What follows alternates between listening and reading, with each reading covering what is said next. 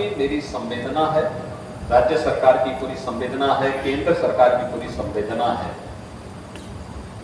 बाढ़ बचाव के लिए सरकार के द्वारा प्रयास किए गए हैं, लेकिन जहां पर नदी की क्षमता केवल 30,000 क्यूसिक वाटर की को वहन करने की हो, अगर अचानक 3 लाख क्यूसिक वाटर उसमें आ जाए तो स्वाभाविक रूप से सारी तैयारियां धरी की धरी रह जाती हैं। और यही हुआ जब नेपाल के अंदर अत्यधिक बारिश हुई, उन्होंने अपने वहां की सभी रेगुलेटर और डैम के बांध के फाटक खोले। अचानक जल प्रवाह से सभी नदियां जल प्लावित हुई। केवल राप्ती नदी की स्थिति नहीं है, सरयू जी में भी काफी बड़े पैमाने पे बाढ़ आई। बड़े पैमाने पर हम लोगों ने शारदा नदी में भी देखा। कल मैं पीलीभीत और लखीमपुर खीरी में भी था।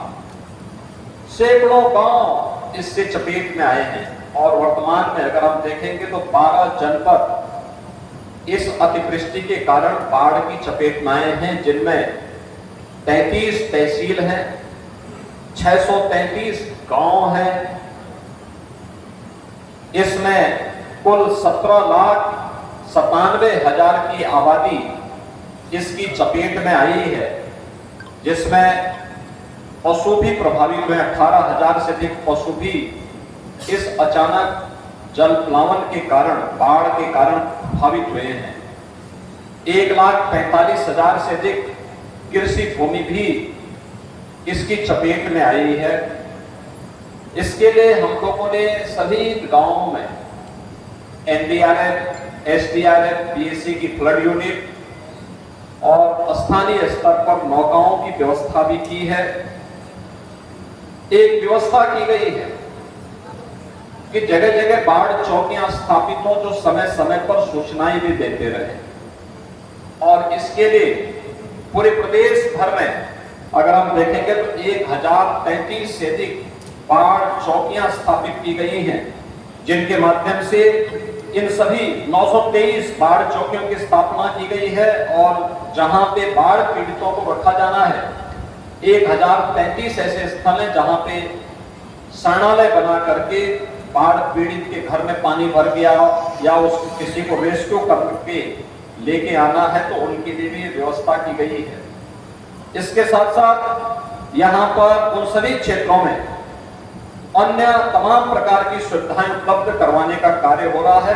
अगर हम लोग श्रावस्ती की बात करें तो श्रावस्ती में जो बाढ़ से प्रभावित क्षेत्र हैं, 116 गांव पूरी तरह या आंशिक रूप से बाढ़ से प्रभावित हुए हैं। 15 गांवों में कटान की स्थिति है।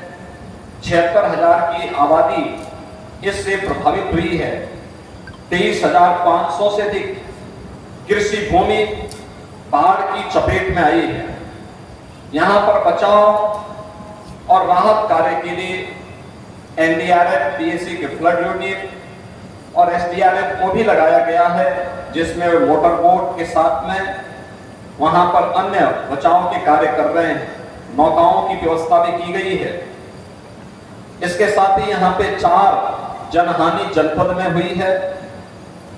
इसके अतिरिक्त यहाँ पर प्रदेश सरकार ने पहले से व्यवस्था की है कि जो भी व्यक्ति इन बाढ़ की चपेट में या जो गांव मेरुंड होते हैं, बाढ़ की चपेट में आते हैं, उनके लिए राहत पैकेट की व्यवस्था, जिसमें से कुछ राहत पैकेट अभी आपके सामने हम लोगों ने वितरित किए हैं।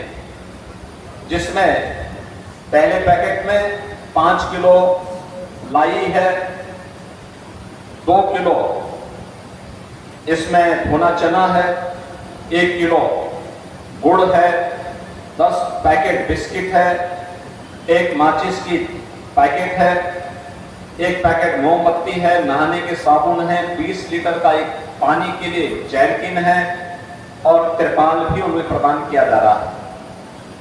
दूसरे पैकेट में है 10 किलो आटा, 10 किलो चावल, 2 किलो अरहर की दाल, 10 किलो आलू, 2 हल्दी, मिर्च, मसाला और 1 लीटर सरसों के तेल के साथ ही नमक आदि भी उसके साथ उन्हें उपलब्ध करवाने का कार्य सरकार के द्वारा आपदा राहत निधि से उन्हें उपलब्ध करवाने का कार्य किया जा रहा है।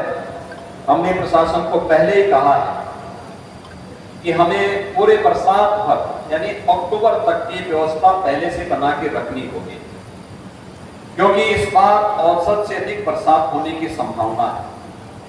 इसके लिए हमारी तैयारी होनी चाहिए, जिससे कोई भी व्यक्ति भूखा न रहने पाए। जहां शरणालय बनाए गए हैं वहां भोजन की व्यवस्था, दोनों समय भोजन मिले, इसकी व्यवस्था सुनिश्चित कर लें। जहां पर लोग गांव के अंदर सुरक्षित हैं लेकिन पानी से घिरा हुआ है, उन्हें हर 15-15 दिन में इतना राहत की सामग्री उपलब्ध करवाते रहें, जिससे परिवार भरपेट भोजन पाकर के आराम से अपने को वहां पर गांव में सुरक्षित कर ले। नदी कटान के जैसे जो क्षेत्र हैं वहां पर जो भी तैयारी होनी है, बरसात के समय जल भराव के कारण एंटी स्नेक वेनम यानी सांप के काटने पर वैक्सीन देने के लिए, कुत्ता या किसी जानवर के काटने से रेबीज का खतरा होता है तो एंटी रेबीज के वैक्सीन भी उपलब्ध करवाने के लिए कहा गया है। और सभी ऐसे सीएससी में उपलब्ध करवाने की तैयारी के साथ सरकार कार्य कर रही है। हर गांव में नौकाओं की व्यवस्था हो, इसके लिए भी निर्देश दिए गए हैं। बचाव और राहत कार्य युद्ध स्तर पर होना चाहिए और समय पे राहत के कार्य सभी को प्राप्त होने चाहिए। इसके लिए सरकार पूरी प्रतिबद्धता के साथ कार्य कर रही है।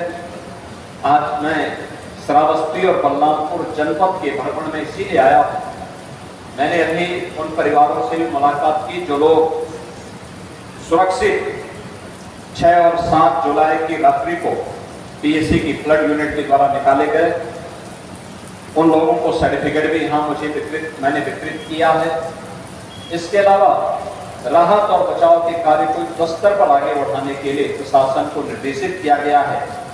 जनप्रतिनिधिगण भी युद्ध स्तर पर बचाव और राहत के कार्य से जुटे हुए हैं और मुझे पूरा विश्वास है कि समयबद्ध तरीके से किए गए प्रयासों का परिणाम सामने आएगा और पीड़ित के गांव पर मलहम लगाने में प्रशासन स्थानीय जनप्रतिनिधियों की मदद से सफल होगा। आज के इस अवसर पर एक बार फिर से सभी पीड़ितों के प्रति मेरी संवेदना है और मैं उन्हें इस बात के लिए आश्वस्त करता हूं कि सरकार हर संकट में उनके साथ खड़ी होकर के उन्हें हर संभव मदद देगी। हम सब मां पाटेश्वरी से ये प्रार्थना करते हैं कि वे इस क्षेत्र में इस प्रकार की आपदा से अस्थायी राहत देकर के यहाँ के लोगों को संबल प्रदान करें। आप सबके प्रति मेरी शुभकामनाएं हैं। धन्यवाद। जय हिंद।